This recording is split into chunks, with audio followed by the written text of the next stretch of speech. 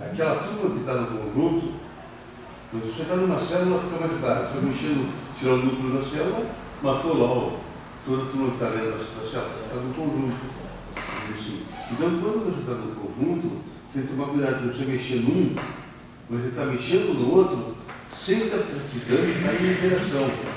Essa sutilidade. E na lei de Fábio, você já sente isso.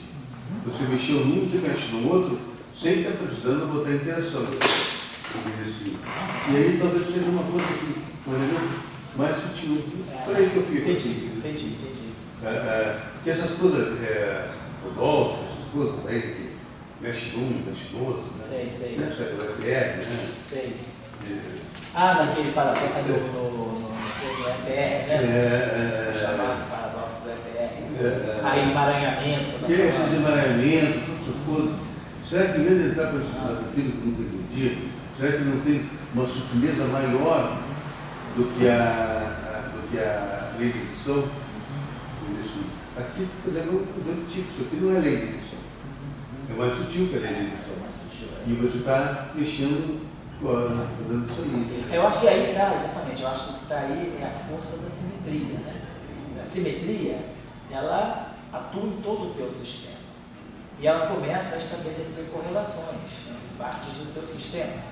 Uma parte que antes poderia não comunicar com a outra, uma simetria se comunica. Ele está vendo que o próprio campo zero, né, o próprio campo fio, o próprio setor, ele mistura a parte 1 com a parte 2, ele correlaciona. E agora tem um campo de calibre, que é a simetria local, essa mesma simetria correlaciona. Então a gente viu que o que a gente trouxe? A gente trouxe o setor de matéria para dentro do campo AMI. Se antes eu tinha uma configuração AMI, agora eu passei a ter uma configuração AMI mais delta AMI. Perturbei. E essa perturbação aqui me trouxe a perturbação da matéria. Então a onda da matéria, quer dizer, a onda, aquela configuração de longo alcance, que era produzida no caso global, ela agora ficou local, mas ela se estabeleceu aqui. Então, a simetria ela fez com que não só se correlacionasse, mas como se absorvesse. Uma onda absorve a outra. Então, a onda do campo vetorial absorve a própria onda do setor de matéria. É isso mesmo. E daí a pergunta que tem, será que tem mais, esse é um caso que dá uma coisa, será que tem isso não é apenas um caso de muitos outros casos? Que quando você diz, bom, eu estou agindo em conjunto, a simetria está em conjunto, você vai ter uma física, vai ter fisicidade do céu, né? Vamos só fazer uma coisinha aqui para terminar. Hoje eu vou dar uma aula, só para quem está assistindo, vou dar uma aula de 1h30. Então, algumas começamos 6h10, vamos acabar mais ou menos 7h40. Não vou poder dar 2 horas de aula. Então vamos pensar aqui, só para a gente terminar essa discussão mais, vamos dizer assim, mais a priorística, né? A discussão mais física do mecanismo de risco, para na próxima aula a gente fazer um cálculo de número. Então só fazer uma variável, fazer um acerto aqui, vamos colocar aqui o seguinte, vamos pegar aqui, vamos escrever aqui essas 3 variações aqui. Delta, AMI1, vai ser menos epsilon, 1, DC. Quer dizer, claro, vai ser 2 e 3 e 3 e 2. Ômega B.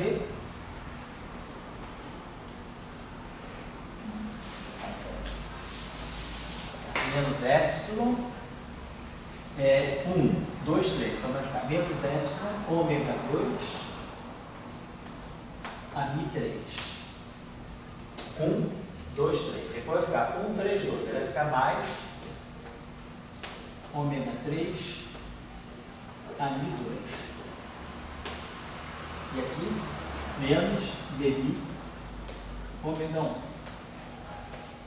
Seu delta AMI. Vou pegar o delta AMI 2. Quando eu pegar aqui, vai ficar 2, 3, 1. Vai ficar menos ômega 3, AMI 1, 2, 3, 1 e 1, 3. Vai ficar mais ômega 1, AMI 3. E aqui, menos dmi ômega 2. E aí o delta ami 3. 2, né? Então menos ômega 1 ami 2 mais ômega 2 ami 1 e menos dmi. Eu acho que uma característica que eu vejo no reducionismo é que ele puxa toda a tua mente, botou uma duas coisas com a interação. Certo, E acabou. Aham. E eu me cerco sobre as outras coisas. Entendi, eu sei como é que é. Você deixa mais de lado a questão da simetria mesmo. Você deixa do lado da noção do conjunto, e daí como a simetria articula assim, as coisas. Certo. Tanto que você vê o seguinte, a própria lei do Faraday, para o professor Salan, o que está medido experimentalmente, não tem lei de Faraday para ele. O LHC não está atrás da lei de Faraday que tem no Salan, vai. Certo. Entendeu? Você botar lá se dá isotrópico, as correntes que tem ali, né? Eu acho que isso é característica da visão reducionista. Assim, quanto eu ganho nessa? Como é que eu entro nessa? Entendeu? Assim, acabou. Eu sabendo isso, não me. Fazer essa seguinte transformação, vamos definir aquilo lá. WI vai ser AMI1 menos I AMI2. Vamos botar aqui. AMI1 menos I AMI2. Então vamos multiplicar esse cara aqui por menos I. Multiplicar ele aqui por menos I. Multipliquei tudo por menos I. Aqui multiplicamos por menos I. E aqui multiplicamos por menos I. Então, delta W, então estou definindo. WI, para mim, é esse cara aqui. AMI1 menos IAD2. Então, delta WI está aqui. Né? Delta do WI vai ser o ômega 3 vai pegar AMI2 mais IAD1. Posso botar aqui o I ômega 3 em impedância? I ômega 3 vai pegar AMI1 menos I AMI2. Então, AMI1 menos I AMI2 é o WI. Então, I ômega 3 na AMI1. Mas nós temos aqui esse termo aqui. Esse termo aqui. Depois, vamos pegar esse termo aqui. O AMI3, né? Ele vai pegar aqui, vou botar aqui menos, vai ficar menos, vai ficar aqui menos. Vou botar aqui menos I em evidência, menos I. Ômega 1 mais menos I, ômega 2. Certo? Menos I, ômega 1, menos ômega 2, AMI3. E aqui nós vamos botar, ômega 1, botar aqui menos, DI, ômega 1, menos I, ômega 2. Essa aqui é a variação do delta do WI. Claro, tem a variação do WI estar, eu posso definir o WI estar, é o AMI1 mais I, AMI2, né? Beleza. Então, tá assim, e temos o delta do A3. Tá certo. Então, o que a gente está observando é justamente, né, se imaginasse, por exemplo, se nós tivéssemos um AMI igual a zero. Suponhamos que eu tivesse uma configuração em que AMI seja zero. Então, AMI é zero. AMI é zero. Então, meu sistema está na posição, está na configuração de equilíbrio e meus campos de gate estão apagados. Não tem nenhuma onda de gate.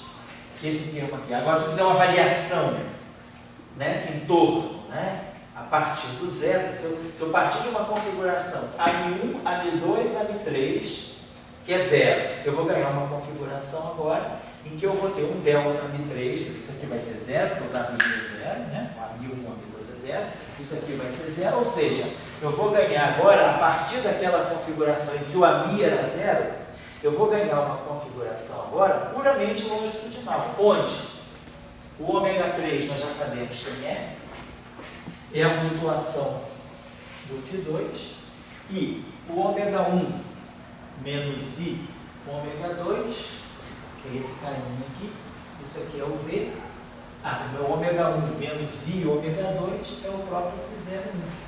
Então, esse ômega 1 menos I ômega 2, isso aqui está ligado, né, menos dos fatores constantes lá, quer dizer, ômega 1 menos I ômega 2 é o delta φ0,1.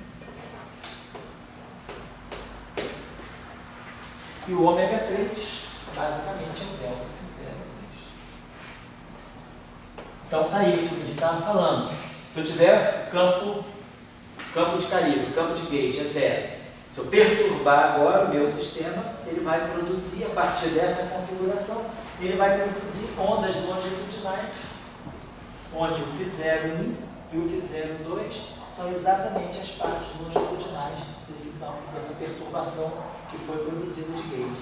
Quer dizer, as ondinhas, né? Aquilo que seriam os bósons de Bose da matéria, quer dizer, as ondinhas de matéria, elas se transferem, elas se incorporam como parte longitudinal do campo de gauge. Então o sistema entra em harmonia. Quer dizer, as ondas de matéria estão indo, mas elas são a parte longitudinal do campo de gauge. 0,1, 0,2, o bóson de Bose. Seriam os escalares, né?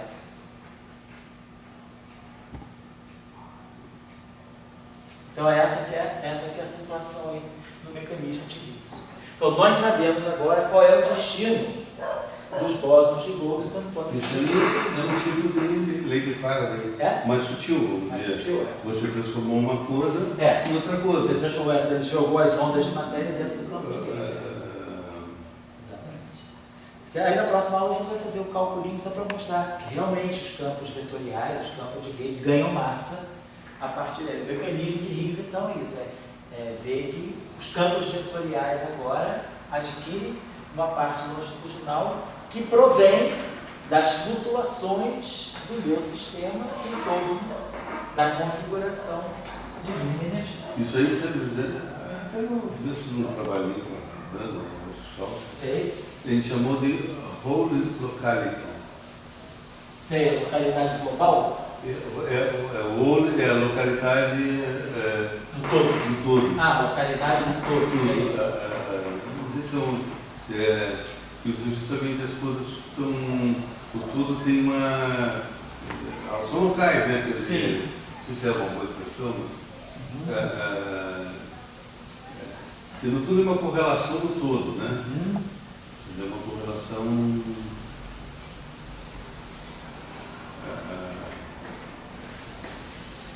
Eu sempre ouvi muito, sabe, eu estou falando do carinho. Para mim, inclusive. Tchau, beleza. Então, agora na próxima aula a gente marca depois para estudar o mecanismo de Higgs.